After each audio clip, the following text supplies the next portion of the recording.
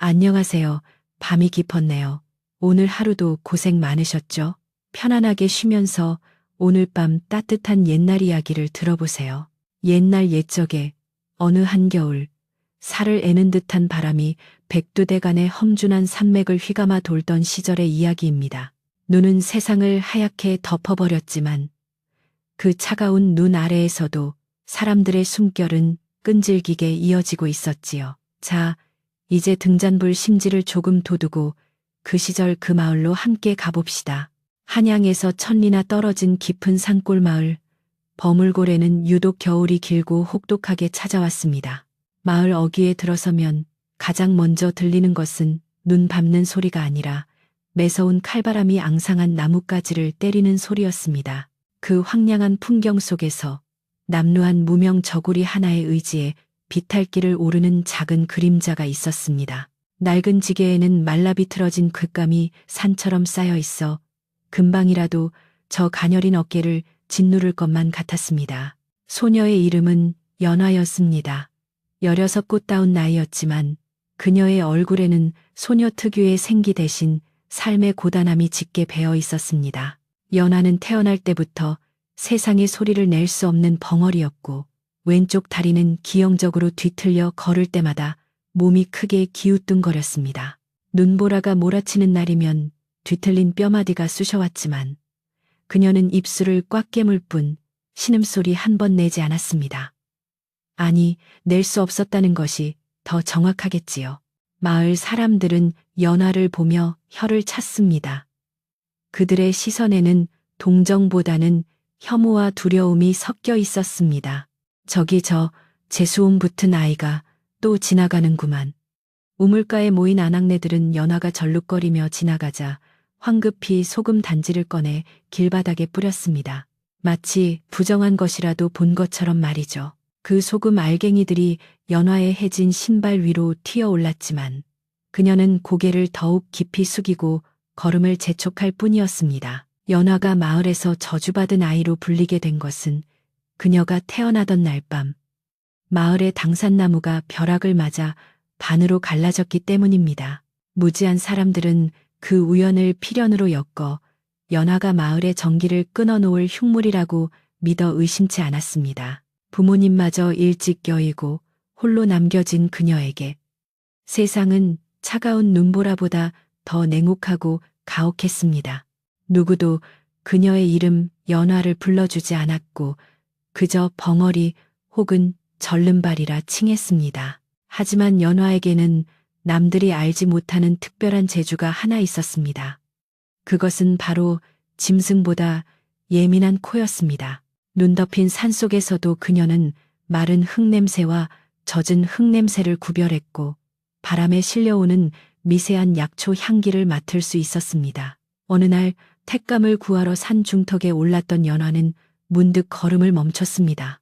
썩은 낙엽 냄새 사이로 희미하지만 맑고 청아한 향기가 그녀의 코끝을 스쳤기 때문입니다. 연화는 지게를 내려놓고 눈 덮인 바위 틈을 조심스럽게 파헤쳤습니다. 손가락이 얼어터져 피가 배어나왔지만 멈추지 않았습니다.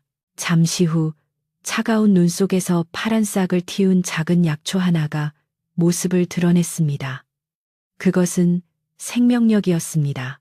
아무도 봐주지 않는 차가운 땅 속에서 묵묵히 버텨온 그 작은 생명이 마치 자신과 같아 보여 연화는 한참 동안 그 앞에 쪼그리고 앉아 자신의 입김으로 언 땅을 녹여주었습니다. 한편 마을에서 가장 크고 으리으리한 기와집 최참판댁에서는 며칠째 곡소리가 끊이지 않았습니다. wil섬을 천석이나 거두어들이는 최참판에게는 늦둥이 외아들이 하나 있었는데 그 귀한 아들이 원인 모를 병에 걸려 시름시름 앓고 있었기 때문입니다. 용하다는 의원들이 줄을 지어 대문을 드나들었지만 도무지 차도가 없었습니다. 아이는 밤마다 헛것을 보며 비명을 질렀고 몸은 불덩이처럼 뜨거워졌다가 금세 얼음장처럼 차가워지기를 반복했습니다.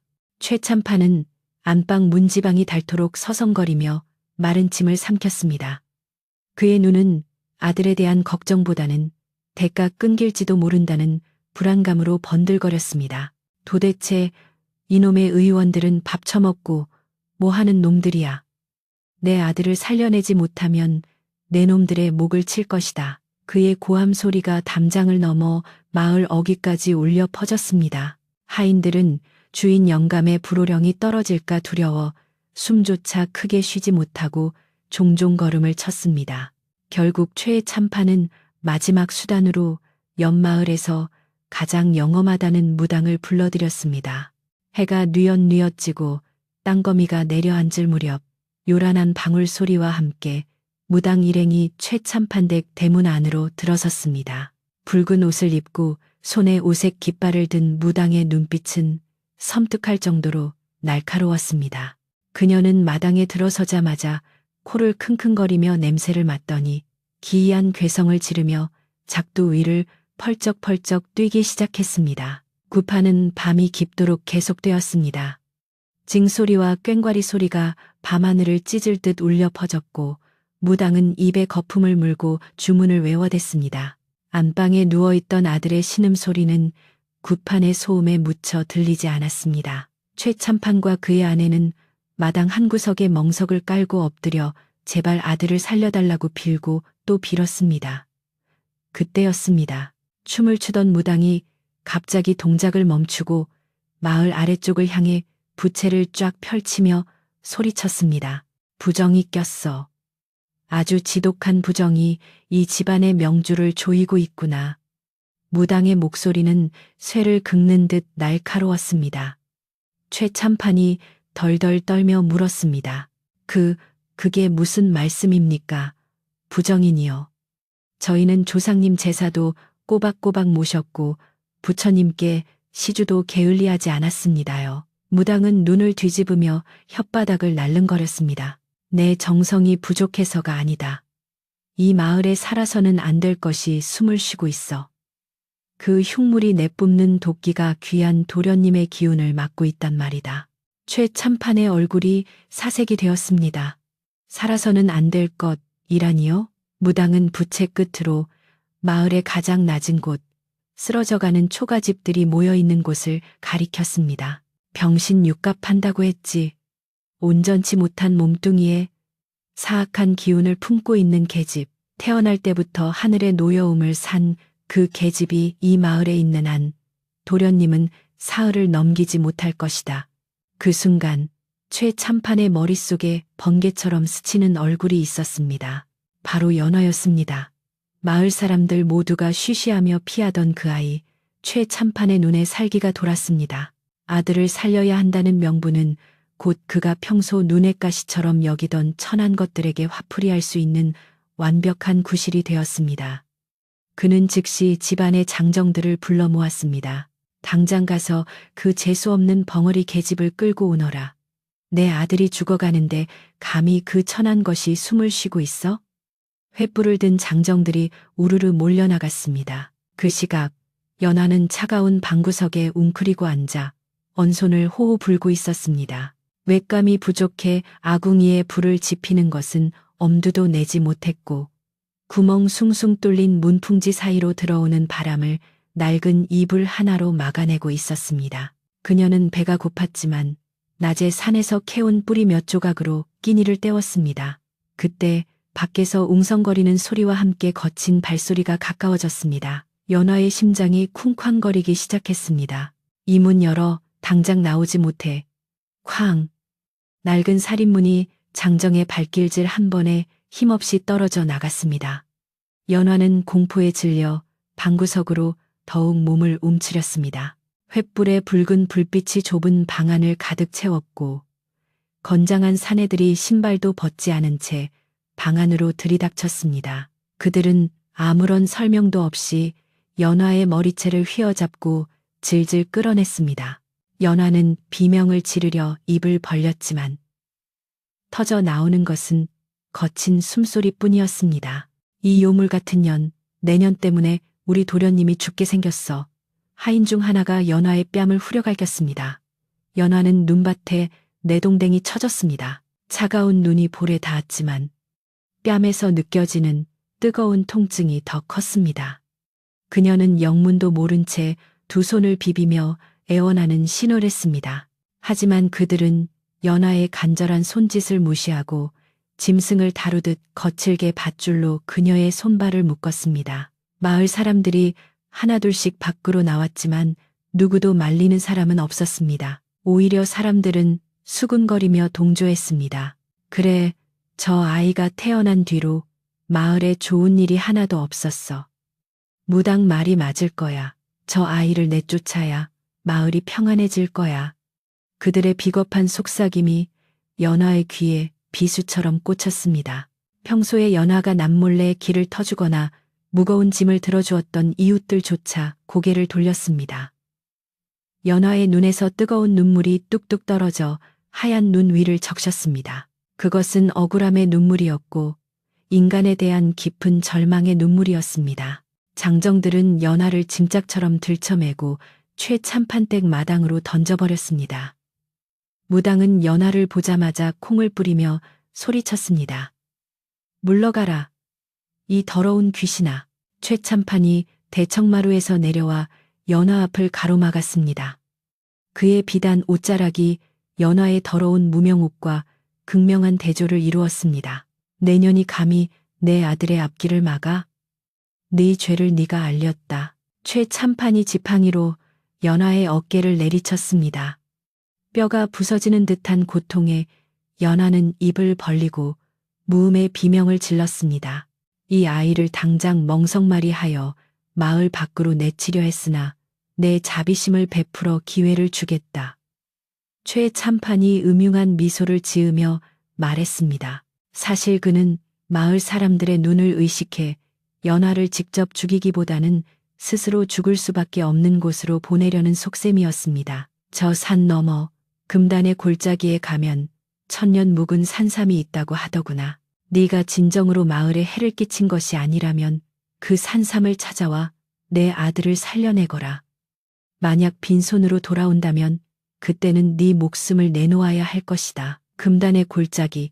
그 말을 듣는 순간 구경하던 마을 사람들의 얼굴이 하얗게 질렸습니다. 그곳은 호랑이가 우글거리고 한 번 들어가면 살아서 돌아온 사람이 없다는 죽음의 땅이었습니다. 그것은 약초를 구해오라는 명령이 아니라 가서 호랑이 밥이 되라는 사형 선고나 다름없었습니다. 연하는 고개를 저으며 살려달라고 빌었지만 하인들은 그녀를 일으켜 세워 마을 밖으로 끌고 갔습니다. 눈보라는 더욱 거세지고 있었고 마을의 불빛은 점점 멀어져 갔습니다. 마을 어귀에 버려진 연하는 칠흑 같은 어둠 속에 홀로 남겨졌습니다. 가진 것이라곤 얇은 옷 한 벌과 집신 한 켤레뿐. 앞에는 짐승의 울음소리가 들려오는 검은 숲이 입을 벌리고 있었고 뒤에는 자신을 버린 매정한 사람들의 마을이 있었습니다. 연하는 잠시 뒤를 돌아보았습니다. 하지만 따뜻한 불빛은 그녀에게 허락되지 않은 것이었습니다. 그녀는 떨리는 다리를 부여잡고 살기 위해, 아니 죽지 못해 비틀거리며 금단의 골짜기를 향해 첫 발을 내디뎠습니다. 눈보라는 마치 그녀를 삼켜버릴 듯 맹렬하게 휘몰아쳤습니다. 한 걸음, 두 걸음, 불편한 다리는 눈 속에 푹푹 빠졌고 날카로운 나뭇가지들은 그녀의 얼굴과 손등을 사정없이 긁어대었습니다. 피가 맺힌 자리는 금세 얼어붙어 딱지가 앉았습니다. 얼마나 걸었을까. 감각이 없어진 발가락이 돌부리에 걸려 연하는 눈밭에 쓰러지고 말았습니다. 더 이상 일어날 힘이 없었습니다. 이대로 잠들면 편안해질까. 흐려지는 의식 속에서 그녀는 차가운 눈을 이불 삼아 눈을 감으려 했습니다. 바로 그때였습니다. 크르릉, 땅을 울리는 낮고 묵직한 소리가 들려왔습니다. 바람 소리가 아니었습니다. 연하는 본능적으로 눈을 번쩍 떴습니다. 눈보라 사이로 거대한 그림자가 나타났습니다. 집채만한 덩치, 밤하늘의 별처럼 빛나는 두 개의 황금색 눈동자. 그것은 산군, 바로 호랑이였습니다. 연하는 숨조차 쉴 수 없었습니다. 이제 정말 끝이구나 싶어 몸이 딱딱하게 굳어버렸습니다. 하지만 호랑이는 연하를 덮치지 않았습니다. 대신 거대한 머리를 숙여 연하의 얼굴 가까이 가져다 댔습니다. 뜨거운 김이 서린 호랑이의 숨결이 연하의 얼어붙은 뺨에 닿았습니다. 그 숨결에서는 피비린내가 아니라 묘하게도 흙내음과 젖냄새가 섞인 따뜻한 향기가 났습니다. 호랑이는 슬픈 눈으로 연하를 잠시 응시하더니 천천히 몸을 돌려 숲 깊은 곳으로 걸어가기 시작했습니다. 그리고 멈춰 서서 연하를 돌아보았습니다. 마치 따라오라는 듯이 호랑이, 아니 산군 산준이라 불리는 영물은 연하가 자신을 따라오고 있는지 확인하려는 듯 천천히 고개를 돌렸습니다. 금방이라도 사람을 집어삼킬 듯한 거대한 덩치였지만 그 눈빛에는 기이하게도 살기 대신 깊은 연민과 알 수 없는 서글픔이 서려 있었습니다. 연하는 공포에 질려 떨고 있던 다리에 힘을 주었습니다. 마을로 돌아가면 얼어 죽거나 맞아 죽을 운명이었고 이곳에 가만히 있어도 결과는 마찬가지였습니다. 그렇다면 차라리 저 신비로운 짐승이 이끄는 곳으로 가보자. 그것이 황천길이라 할지라도 지금보다는 나을 것이라는 막연한 생각이 들었습니다. 연하가 조심스럽게 한 발자국을 내디디자 호랑이는 만족한 듯 다시 앞을 향해 묵직한 발걸음을 옮겼습니다. 눈보라가 시야를 가려한 채 앞도 분간할 수 없는 상황이었지만 호랑이가 밟고 지나간 자리는 기이하게도 눈이 녹아내려 검은 흙이 드러나 있었습니다. 그 발자국에서는 희미한 푸른 빛이 감돌았고 연하가 그 위를 밟을 때마다 발바닥을 통해 미세한 온기가 전해져 왔습니다. 그것은 마치 얼어붙은 연하의 심장을 다시 뛰게 하려는 산신의 배려와도 같았습니다. 얼마나 걸었을까요? 연하의 숨소리는 점점 거칠어졌고 비틀린 다리는 끊어질 듯한 고통을 호소했습니다. 험준한 산새는 연하와 같은 약자가 감히 범접할 수 없는 위압감을 뽐내고 있었습니다. 가파른 바위 절벽을 오를 때마다 연하는 몇 번이고 미끄러졌고 날카로운 돌부리에 무릎이 찢겨 피가 흘러내렸습니다. 하지만 그녀는 멈출 수 없었습니다. 앞서가던 호랑이가 멈춰서서 그녀를 기다려 주었기 때문입니다. 호랑이는 연하가 힘겹게 따라올 때까지 그 자리에서 꼬리를 흔들며 묵묵히 자리를 지켰습니다. 바람 소리가 점점 잦아들고 주변의 나무들이 빽빽하게 들어선 깊은 골짜기에 다다랐을 때였습니다. 앞서가던 호랑이가 거대한 바위 뒤로 쓱 사라졌습니다. 연하는 놀라서 절뚝거리는 다리를 이끌고 황급히 그 뒤를 쫓았습니다. 그러나 바위 뒤에는 호랑이의 모습은 온데간데 없고 오직 눈 위에 찍힌 거대한 발자국만이 덩그러니 남아 있었습니다. 그리고 그 발자국이 끝나는 곳, 깎아지른 듯한 절벽 아래에 낡고 허름한 오두막 한 채가 위태롭게 서 있었습니다. 오두막은 마치 산의 일부인 양된 넝풀과 이끼로 뒤덮여 있었고 굴뚝에서는 희미한 연기가 피어오르고 있었습니다. 연하는 안도감과 동시에 긴장감을 느꼈습니다. 사람의 흔적이 있다는 것은 살 길이 열렸다는 뜻이기도 했지만 이 깊은 산중에 사는 사람이 과연 누구일지 알 수 없었기 때문입니다. 하지만 더 이상 선택의 여지가 없었습니다. 연하는 혼미해지는 정신을 부여잡고 오두막을 향해 기어가듯 다가갔습니다.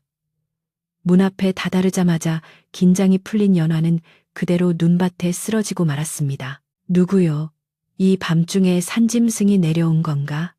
거칠고 투박한 목소리와 함께 삐걱거리는 소리를 내며 오두막 문이 열렸습니다. 문틈으로 쏟아져 나온 노란 불빛이 연하의 엎드린 등을 비추었습니다. 나온 사람은 덩치가 곰처럼 크고 얼굴에는 눈에서부터 턱까지 이어지는 끔찍한 흉터가 있는 노인이었습니다. 그는 한 손에 낡은 조총을 들고 주위를 경계하더니 문 앞에 쓰러져 있는 작은 물체를 발견하고는 찡그린 표정으로 혀를 찼습니다. 에잉, 최첸. 이건 또 무슨 사단이야. 산짐승도 아니고 사람이, 그것도 어린 계집아이가 이 깊은 산중엔 웬일인고. 노인은 투덜거리면서도 조총을 내려놓고 연하를 번쩍 안아들었습니다. 그의 손길은 겉보기와 달리 거칠지 않았습니다. 노인의 몸에서는 오래된 화약 냄새와 짐승의 누린내, 그리고 진한 약초 냄새가 섞여 났습니다. 연화는 그 냄새가 왠지 모르게 익숙하고 편안하다고 느끼며 의식을 잃었습니다. 연화가 다시 눈을 떴을 때는 따뜻한 온기가 온몸을 감싸고 있었습니다. 흙으로 바른 투박한 천장, 벽에 걸린 각종 짐승의 가죽과 말린 약초들이 어른거리는 불빛 아래서 기묘한 그림자를 만들어내고 있었습니다. 방 한가운데 놓인 화로에서는 숯이 타닥타닥 소리를 내며 타고 있었고 그 위에는 무쇠 주전자가 하얀 김을 내뿜고 있었습니다. 연화는 몸을 일으키려 했지만 온몸이 두드려 맞은 듯 욱신거려 신음조차 낼 수 없었습니다. 정신이 드나 꼬박 사흘을 앓았네. 구석진 자리에서 무언가를 손질하고 있던 노인이 툭 던지듯 말했습니다. 그는 덕칠덕칠이라 불리는 한때는 조선 팔도에서 제일 가는 호랑이 사냥꾼이었으나 지금은 은퇴하여 산속에 은둔하는 사람이었습니다. 덕칠은 연화에게 다가와 투박한 나무 그릇을 내밀었습니다. 먹게 템뿌리와 말린 고기를 넣고 끓인 죽이야. 맛은 없어도 기운 차리는 데는 그만일 게야. 연화는 떨리는 손으로 그릇을 받아들었습니다. 허기가 백가죽을 긁어대고 있었기에 뜨거운 죽을 허겁지겁 입안으로 밀어 넣었습니다. 입천장이 데이는 것도 느낄 수 없었습니다. 덕칠은 그런 연화를 물끄러미 바라보며 곰방대에 불을 붙였습니다. 천천히 먹어라, 채알라. 그나저나 다리가 그 모양인데 도대체 어떻게 이 험한 금단의 골짜기까지 올라온 게냐. 제정신 박힌 사람이라면 얼씬도 하지 않는 곳인데. 덕칠의 물음에 연화는 먹던 숟가락을 내려놓고 고개를 숙였습니다. 대답을 하고 싶었지만 목소리가 나오지 않았습니다. 그녀는 손짓 발짓으로 자신의 입을 가리키며 소리를 낼 수 없다는 뜻을 전했습니다. 덕칠은 잠시 멍하니 있다가 이내 상황을 이해한 듯 고개를 끄덕였습니다. 아, 말을 못하는구먼. 다리는 절고 입은 닫혀 있고 세상 천지 모진 풍파는 다 겪은 얼굴이로고 그의 말투에는 묘한 동질감이 섞여 있었습니다. 며칠이 지나 연화가 조금씩 기운을 차리자 덕칠은 짐짓 엄한 표정을 지으며 말했습니다. 몸 좀 추스르면 날 풀리는 대로 당장 내려가거라. 내 이곳에서 혼자 지낸 지 10수년이요. 누구의 방해도 받고 싶지 않다. 더군다나 너같이 성치 않은 아이를 거둘 여력 따위는 없어. 덕칠의 말은 차가웠지만 연화는 그가 자신을 위해 아궁이에 장작을 더 넣어주고 잘 때 덮을 짐승 가죽을 하나 더 던져준 것을 알고 있었습니다. 연화는 쫓겨날 걱정보다 당장 할 수 있는 일로 은혜를 갚기로 마음먹었습니다. 비록 몸은 불편했지만 그녀는 부지런하고 손끝이 야무졌습니다. 덕질이 사냥을 나간 사이 연화는 엉망이었던 오두막을 말끔히 청소했습니다. 먼지 쌓인 약재들을 종류별로 분류하여 정리하고 뜯어진 문풍지를 밥풀로 꼼꼼하게 메웠습니다. 그리고 무엇보다 그녀의 특별한 재능인 후각을 이용해 덕칠이 무심코 섞어놓은 상한 약초들을 골라내 버렸습니다. 저녁 무렵 사냥에서 돌아온 덕칠은 달라진 집안 풍경에 눈이 휘둥그레졌습니다. 이것 봐라. 제법 쓸모가 있구먼. 그는 헛기침을 하며 짐승 가죽을 내려놓았습니다. 그때 덕칠의 품 안에서 낑낑거리는 작은 소리가 들렸습니다. 그가 품에서 꺼낸 것은 덫에 걸려 다리가 부러진 어린 오솔이었습니다. 어미 잃고 헤매다 덫에 걸린 놈이야. 가죽이나 벗겨서 팔까 했는데 왠지 마음이 약해져서 데려왔다. 덕칠이 오소리를 바닥에 내려놓자 녀석은 고통스러운 듯 몸을 비틀며 날카로운 이빨을 드러냈습니다. 덕칠이 약을 발라주려 다가가자 캬악 소리를 내며 물려고 덤벼들었습니다. 이 녀석이 은혜도 모르고 덕칠이 난감해하며 물러섰습니다. 그때 연화가 조용히 다가갔습니다. 덕칠은 위험하다며 말리려 했지만 연화는 괜찮다는 듯 손을 들어 보이고는 천천히, 아주 천천히 오소리에게 손을 뻗었습니다. 놀라운 일이 벌어졌습니다. 연화에게서 풍기는 어떤 기운 때문일까요? 아니면 그녀만의 독특한 냄새 때문일까요? 잔뜩 곤두서 있던 오소리의 털이 가라앉고 거친 숨소리가 잦아들었습니다. 연화는 냄새만으로 오소리의 상태를 파악했습니다. 상처 부위에서 나는 피냄새 속에 섞인 고름 냄새를 맡고 염증이 시작되었음을 알아차린 것입니다. 그녀는 벽에 걸려있던 말린 쑥과 엉겅퀴를 가져와 지식여서 오소리의 상처에 조심스럽게 발라주었습니다. 오소리는 따가운 듯 움찔거렸지만 연화의 손길을 거부하지 않고 얌전히 치료를 받았습니다. 연화는 자신의 옷자락을 찢어 정성껏 붕대를 감아주었고 오소리를 품에 안아 체온을 나누어 주었습니다. 그 모습을 지켜보던 덕칠의 눈가가 파르르 떨렸습니다. 그는 평생 짐승을 죽이는 일만 해왔지 살리는 일에는 서툴렀습니다. 말 한마디 못하는 저 작은 소녀가 사나운 짐승과 교감하고 치유하는 모습은 그에게 큰 충격으로 다가왔습니다. 너 보통 아이가 아니구나. 덕칠이 나직하게 중얼거렸습니다. 그는 연화의 눈을 깊이 들여다보았습니다. 그 눈동자는 맑고 깊어서 마치 세상의 모든 더러움을 씻어낼 것만 같았습니다. 덕칠은 자신의 얼굴에 있는 흉터를 무의식적으로 어루만졌습니다. 과거 호랑이에게 당한 상처이자 가족을 지키지 못한 죄책감의 낙인이었습니다. 세상 사람들은 그의 흉터를 보며 괴물이라 손가락질했지만 지금 눈앞의 소녀는 그 흉터를 보고도 전혀 두려워하거나 혐오하지 않았습니다. 그날 밤 눈보라는 다시 거세졌습니다. 오두막 밖에서는 굶주린 늑대들의 울음소리가 들려왔지만 방 안은 묘하게 평온했습니다. 덕칠은 말없이 화로에 고구마 2개를 던져 넣었습니다. 내 이름은 덕칠이다. 넌 이름이 뭐냐? 연화는 바닥에 손가락으로 글씨를 썼습니다. 연화, 연꽃 연꽃화, 진흙 속에서도 맑게 피어나는 꽃. 덕칠은 고개를 끄덕였습니다. 연화라, 이름 한번 곱구나. 내 너를 쫓아내지는 않으마. 봄이 올 때까지, 아니 내 다리가 나을 때까지는 여기에 있어도 좋다. 연화의 눈시울이 붉어졌습니다. 태어나서 처음으로 누군가에게 받아들여진 순간이었습니다.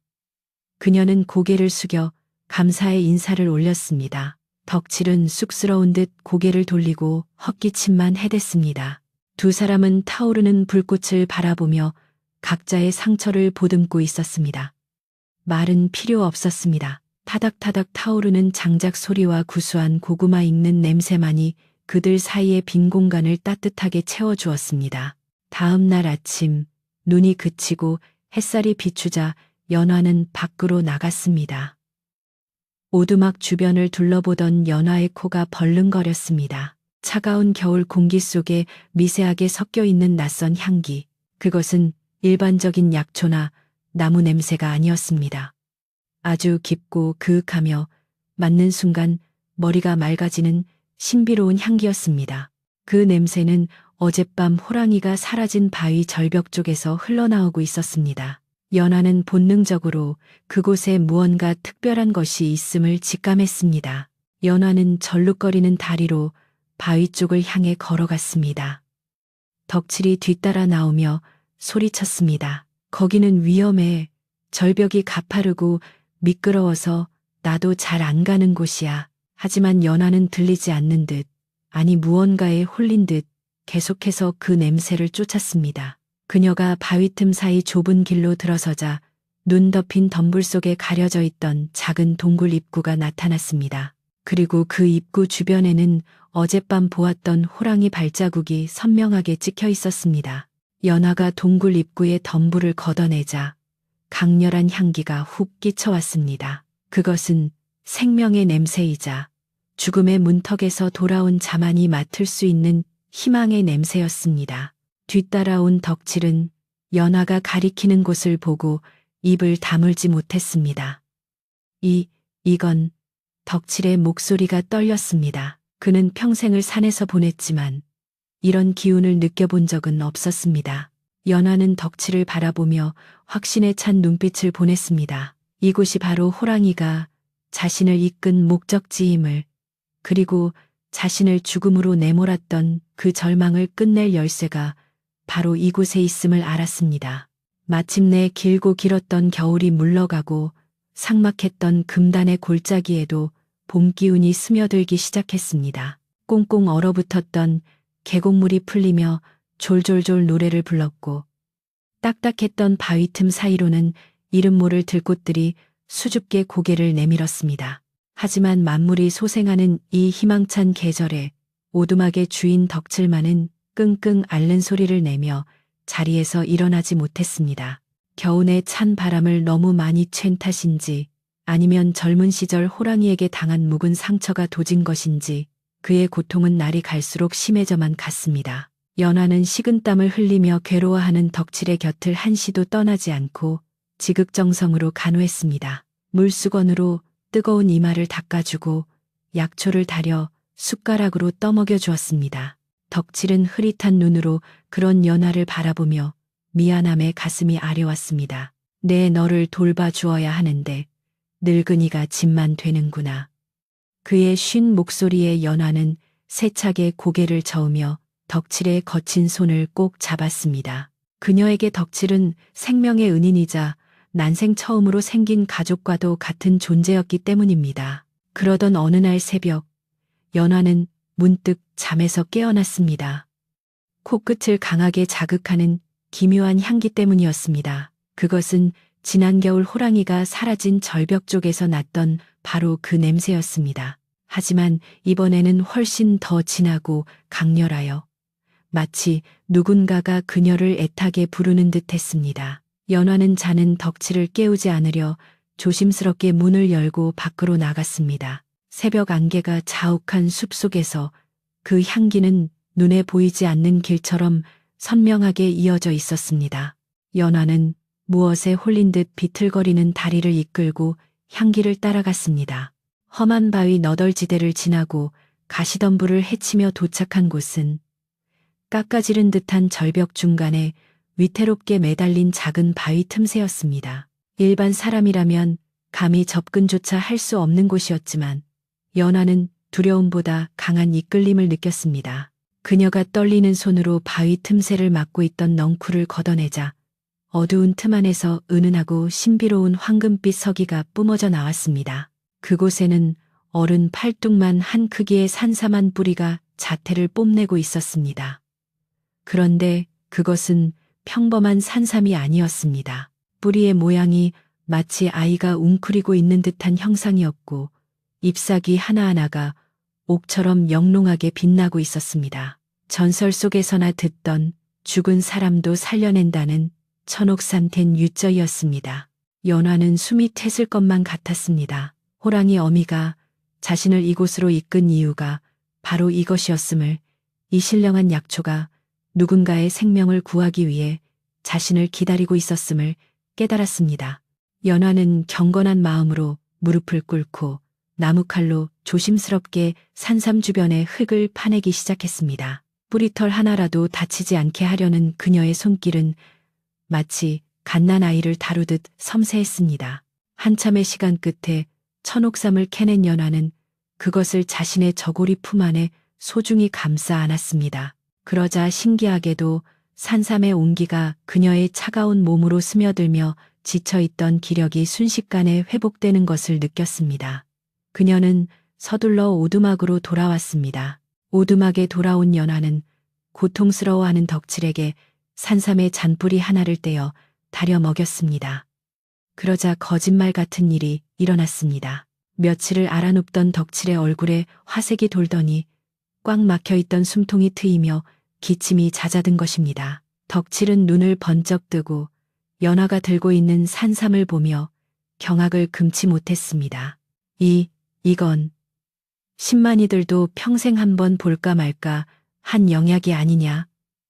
네가 이걸 어디서 구했느냐? 연화는 손짓으로 호랑이가 알려준 곳에서 캐왔다고 설명했습니다. 덕칠은 한참 동안 말을 잇지 못하고 연화를 바라보았습니다. 산신령님이 너를 점지하셨구나. 내 착한 마음씨가 하늘에 닿은 게야. 하지만 연화의 표정은 결연했습니다. 그녀는 남은 산삼을 곱게 이끼에 싸서 덕칠에게 보여주며 마을로 내려가겠다는 뜻을 비쳤습니다. 최참판댁 아들을 살리기 위해서였습니다. 덕칠은 펄쩍 뛰며 말렸습니다. 안 된다. 그놈들이 어떤 놈들인데. 이걸 가져가면 고마워하기는커녕 네 목숨까지 빼앗으려 들 게야.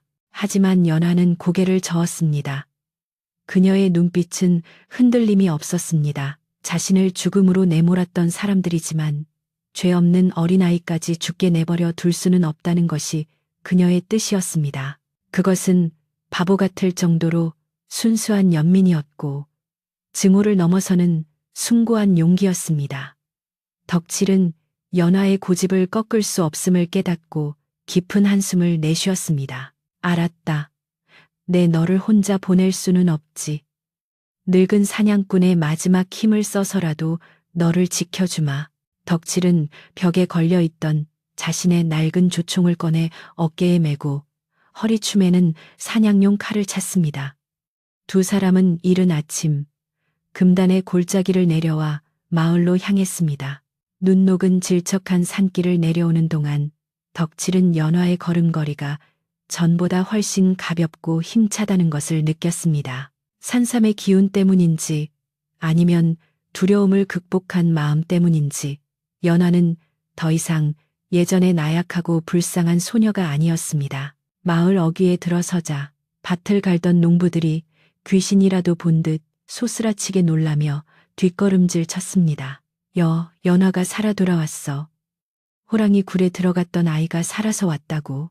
소문은 삽시간에 마을 전체로 퍼져나갔습니다. 사람들은 일을 멈추고 웅성거리며 두 사람의 뒤를 따랐습니다. 흉터 투성이의 험상궂은 노인과 죽은 줄 알았던 절름발이 소녀의 기이한 조합은 마을 사람들에게 두려움과 호기심을 동시에 불러일으켰습니다. 최참판댁 대문 앞은 이미 구경꾼들로 인산인해를 이루고 있었습니다. 대문이 열리고 수척해진 모습의 최참판이 하인들의 부축을 받으며 나왔습니다. 그는 연하를 보자마자 눈을 부릅떴습니다. 내년이 살아있었단 말이냐. 빈손으로 돌아왔다면 내 당장 요절을 낼 것이다. 그의 목소리에는 여전히 도끼가 서려 있었지만 연화는 위축되지 않고 당당하게 그를 마주 보았습니다. 그리고 품 안에서 이끼에 쌓인 천옥삼을 꺼내 들었습니다. 산삼이 모습을 드러내는 순간 주변이 환해지는 듯한 착각이 들 정도로 강렬한 기운이 뿜어져 나왔습니다. 구경하던 사람들 사이에서 탄성이 터져 나왔습니다. 저건 진짜다. 천년 묵은 산삼이야. 최참판의 눈동자가 탐욕으로 번들거리며 흔들렸습니다. 아들을 살릴 수 있다는 기쁨보다 저 엄청난 보물을 차지하고 싶다는 욕망이 그를 지배하기 시작했습니다. 그는 침을 꿀꺽 삼키며 떨리는 목소리로 소리쳤습니다. 이 도둑년, 감히 내 보물 창고에서 훔쳐간 산삼을 이제야 가져오다니. 최참판의 뻔뻔한 거짓말에 마을 사람들이 술렁거렸습니다. 그는 연화가 산삼을 캐왔다는 사실을 인정하면 보상을 해줘야 하거나 그녀의 공을 인정해야 한다는 사실이 싫었던 것입니다. 여봐라. 당장 저 도둑년과 공범놈을 포박하고 산삼을 회수해라. 내 집 물건을 훔친 죄를 엄히 물을 것이다. 하인들이 몽둥이를 들고 주춤주춤 다가왔습니다. 그때 묵묵히 서 있던 덕칠이 앞으로 나서며 조총의 개머리판으로 땅을 쾅 하고 내리찍었습니다. 그 소리가 어찌나 크고 묵직했는지 달려들던 하인들이 깜짝 놀라 멈칫했습니다. 덕칠의 눈에서 맹수와 같은 살기가 뿜어져 나왔습니다. 누가 감히 산신의 선물을 모독하느냐. 이 산삼은 이 아이가 목숨을 걸고 금단의 골짜기 절벽에서 직접 캐낸 것이다. 내 두 눈으로 똑똑히 보았고 하늘이 알고 땅이 아는데 내 놈의 탐욕스러운 혀가 감히 거짓을 고하느냐. 덕칠의 호통 소리는 우레와 같아 최참판의 고막을 때렸습니다. 평생 호랑이를 상대해 온 사냥꾼의 기백에 압도당한 최참판은 엉덩방아를 두스며 주저앉았습니다. 연화는 그 틈을 타 사람들 앞으로 나아가 손짓으로 하늘을 가리키고 가슴을 치며 자신의 결백을 호소했습니다. 말은 없었지만 그녀의 눈물 고인 눈빛과 절절한 몸짓은 구경꾼들의 가슴을 울렸습니다. 저 아이가 거짓말을 할 리가 없어. 그래, 쫓겨난 날 밤에 빈손으로 간 걸 우리 모두가 봤잖아. 마을 사람들 사이에서 변화가 일어났습니다. 그동안 최 참판의 위세에 눌려 침묵했던 양심들이 하나둘 깨어나기 시작한 것입니다. 누군가가 소리쳤습니다. 연화는 훔치지 않았습니다. 저 아이가 우리 집 소를 찾아준 적이 있습니다. 심성이 고운 아이입니다. 또 다른 목소리가 이어졌습니다. 맞아요. 제 아이가 다쳤을 때 약초를 구해다 준 것도 연화였어요. 작은 목소리들이 모여 거대한 파도가 되어 최참판을 압박하기 시작했습니다. 당황한 최참판은 얼굴이 불그락푸르락해져서 깹소리를 질렀습니다. 이 무식한 것들이 감히 누구 편을 드는 게야. 내 말이 곧 법이다. 저것들을 당장 옥에 가두란 말이다. 하지만 하인들조차 선뜻 나서지 못하고 서로 눈치만 볼 뿐이었습니다. 연화는 소란스러운 와중에도 조용히 최참판 댁 안채를 바라보았습니다. 그곳에서는 죽어가는 아이의 가래픈 신음소리가 바람결에 실려오고 있었습니다. 지금 중요한 것은 어른들의 싸움이 아니라 꺼져가는 생명을 살리는 일이었습니다. 연화는 덕칠의 옷자락을 잡아당기며 안채 쪽을 가리켰습니다. 덕칠은 연화의 뜻을 알아차리고 고개를 끄덕였습니다. 그는 조총을 들어 최참판을 겨누는 심야를 하며 길을 터주었습니다. 비켜라, 아이를 살리는 게 먼저다. 만약 누구라도 이 아이의 앞길을 막는다면 이 총알이 내 놈들의 심장을 뚫을 것이다. 하인들은 혼비백산하여 길을 열어주었고 연화는 당당하게 그러나 겸허한 자세로 대문을 지나 안채로 걸어 들어갔습니다. 최참판은 멍하니 그 뒷모습을 바라보았습니다. 자신이 그토록 멸시하고 짓밟으려 했던 작고 보잘것없는 존재가 지금은 그 누구보다 거대하고 위대해 보였습니다. 탐욕과 자존심, 그리고 아들을 살려야 한다는 부성의 사이에서 그의 눈동자는 갈피를 잡지 못하고 흔들렸습니다. 그러나 이미 판세는 기울어졌습니다. 하늘은 연화의 편이었고 민심 또한 그녀를 향해 흐르고 있었습니다.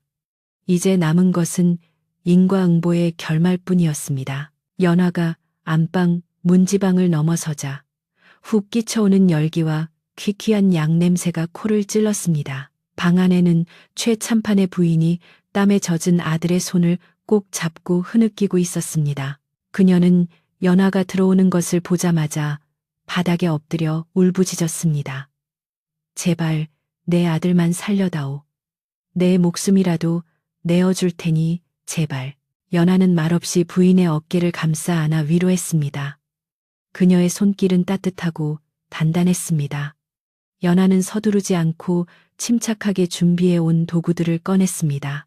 그녀는 품에서 꺼낸 천옥삼을 맑은 물이 담긴 옹기 그릇에 넣고 작은 도락으로 조심스럽게 지식이기 시작했습니다. 방 안 가득 그윽한 흙내음과 달콤 쌉싸름한 향기가 퍼져나갔습니다. 그 향기는 단순한 풀냄새가 아니었습니다. 깊은 산속의 이슬과 바람, 그리고 호랑이의 영험한 기운이 응축된 생명의 숨결이었습니다. 죽어가던 아이의 창백한 얼굴에 아주 미세하게 혈색이 돌기 시작한 것은 단지 그 향기를 맡은 것만으로도 일어난 기적 같은 변화였습니다. 지켜보던 사람들은 숨을 죽였습니다. 연화는 지식여진 산삼즙을 숟가락에 떠서 아이의 입술 사이로 흘려 넣었습니다. 굳게 닫혀있던 아이의 입이 조금씩 벌어지며 꿀꺽하는 소리와 함께 약물을 삼켰습니다. 한 숟가락, 두 숟가락. 연화의 이마에는 송글송글 땀이 맺혔지만 그녀의 눈동자는 흔들림 없이 아이의 생명줄을 붙잡고 있었습니다. 긴 침묵의 시간이 흘렀습니다. 밖에서 기다리던 마을 사람들도, 방 안의 부인도, 그리고 문 밖에서 초조하게 서성이는 최참판도 모두 숨을 멈추고 기다렸습니다. 그때였습니다. 아이의 입에서 작은 신음 소리가 새어나왔습니다. 그것은 죽음의 문턱에서 돌아오는 생환의 신호였습니다. 아이가 천천히 눈을 떴습니다. 흐릿하던 눈동자가 초점을 찾더니 곁에 있는 어머니를 알아보았습니다. 어머니, 목이 말라요. 그 한마디에 최참판의 부인은 아이를 끌어안고 통곡했습니다. 아이고, 내 새끼. 살아났구나, 살아났어. 밖에서 이 소리를 들은 마을 사람들은 환호성을 지르며 서로 얼싸안았습니다. 연화는 조용히 자리에서 일어나 땀을 닦았습니다. 그녀의 임무는 끝났습니다. 하지만 그 순간 방문이 벌컥 열리며 최참판이 들이닥쳤습니다. 그는 아들의 안위를 확인하고 안도하는 듯 했으나 이내 그의 시선은 연화의 손에 들린 남은 천옥삼 덩어리에 고정되었습니다. 그의 눈빛이 다시금 탐욕으로 번들거리기 시작했습니다. 그 귀한 것을 다 쓰지 않고 남겼더냐? 최참판이 침을 꿀꺽 삼키며 다가왔습니다. 이리 내놓아라.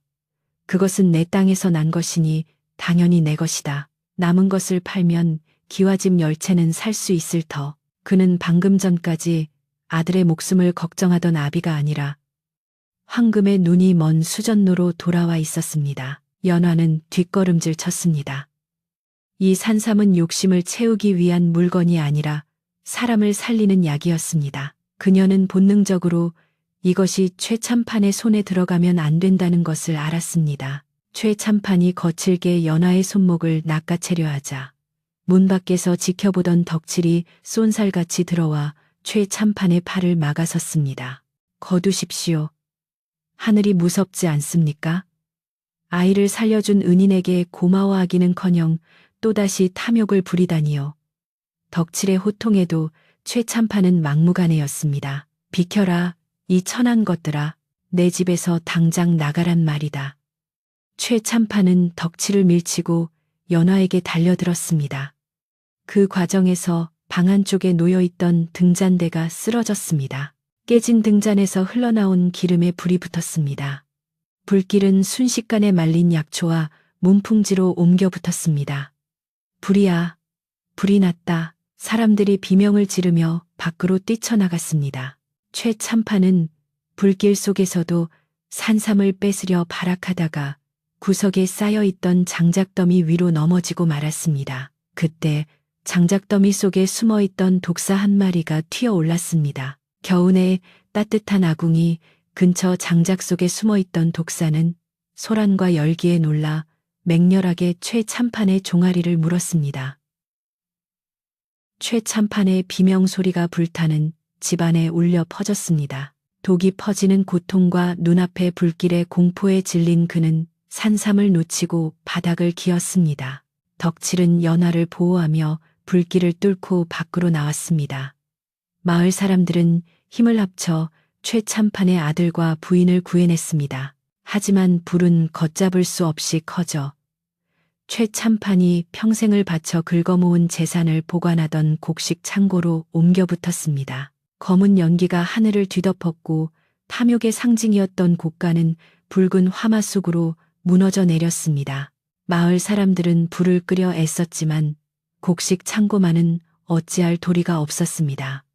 뒤늦게 기어나온 최참판은 다리를 절뚝거리며 불타는 창고를 향해 절규했습니다. 내 쌀, 내 돈, 안 돼. 하지만 누구도 그의 절규에 귀 기울이지 않았습니다. 그것은 인과응보였고 사필귀정이었습니다. 그가 쌓아올린 분은 한 줌의 재가 되어 바람에 흩어졌습니다. 그날 이후 마을에는 많은 변화가 찾아왔습니다. 전 재산을 잃고 독사독으로 인해 한쪽 다리를 쓰지 못하게 된 최참판은 과거의 위세를 잃고 초라한 노인으로 전락했습니다. 그는 자신의 죄를 뉘우치며 남은 생을 참회 속에 살아야 했습니다. 반면 연화와 덕칠은 마을 사람들의 도움으로 양지바른 언덕에 작은 집을 짓게 되었습니다. 세월이 흘러 봄이 무르익었습니다. 연화의 집 앞에는 언제나 사람들이 줄을 섰습니다. 그녀는 더 이상 저주받은 아이가 아니라 신의 손길을 가진 약손 연화로 불렸습니다. 그녀는 산에서 캐온 약초로 가난한 이들의 병을 고쳐주었고 뱃가루는 쌀 한 줌이나 옥수수 몇 개만을 받으며 소박하게 살았습니다. 덕칠은 이제 사냥총을 내려놓고 약초를 캐거나 텃밭을 일구며 평화로운 노후를 보냈습니다. 그는 가끔 연화가 환자들을 돌보는 모습을 흐뭇하게 바라보며 흉터진 얼굴에 주름이 지도록 환하게 웃곤 했습니다. 두 사람은 피를 나눈 가족보다 더 끈끈한 정으로 서로를 의지하며 살았습니다. 연화는 여전히 말을 하지 못했고 다리도 절뚝거렸습니다. 하지만 아무도 그녀를 비웃지 않았습니다. 오히려 사람들은 그녀의 침묵을 깊은 지혜로, 그녀의 불편한 걸음걸이를 헌신의 증표로 여겼습니다. 연화의 내면에서 뿜어져 나오는 아름다움과 향기가 외면의 상처를 완전히 덮어버린 것입니다. 어느 눈 내리는 겨울밤, 연화는 문득 잠에서 깨어 밖을 내다보았습니다. 하얗게 눈 덮인 마당에 크고 선명한 발자국들이 찍혀 있었습니다. 그것은 산짐승의 것이라기엔 너무나 크고 신성한 기운을 품고 있었습니다. 호랑이였습니다. 그 옛날 자신을 살려주고 이끌어 주었던 산군이 여전히 그녀를 지켜보고 있다는 표식이었습니다. 연화는 털신을 신고 조용히 마당으로 나갔습니다.